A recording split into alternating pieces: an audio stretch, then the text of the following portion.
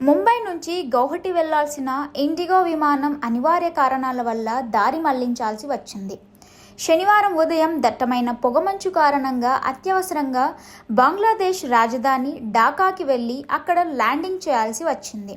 తీవ్రమైన మంచు ప్రభావంతో గౌహటి ఎయిర్పోర్ట్లో ల్యాండింగ్ సాధ్యపడకపోవడంతో ఈ నిర్ణయం తీసుకున్నారు. గౌహటి 400 కిలోమీటర్ల దూరంలో ఉన్న ఢాకాకు విమానాన్ని మళ్లించారు. ముంబై యూత్ కాంగ్రెస్ మాజీ చీఫ్ సూరజ్ సింగ్ ఠాగూర్ ఎక్స్ వేదికగా ఈ విషయాన్ని వెల్లడించారు. కాంగ్రెస్ అగ్రనేత రాహుల్ గాంధీ చేపట్టనున్న భారత్ జోడో న్యాయయాత్రలో పాల్గొనేందుకు ఇంఫాల్కు వెళ్లేందుకు ఈ ఫ్లైట్లో ప్రయాణించానని, విమానాన్ని అనూహ్యంగా దారి మళ్లించాల్సి వచ్చిందని వివరించారు. ఇండిగో 6 ఈ ఫ్లైట్ ఎక్కామని, గౌహటికి బదులు ఢాకాలో ల్యాండ్ కావడంతో పాస్పోర్ట్లు లేకుండానే ప్రయాణికులందరూ అంతర్జాతీయ సరిహద్దును దాటారని ఎక్స్లో రాసుకొచ్చారు.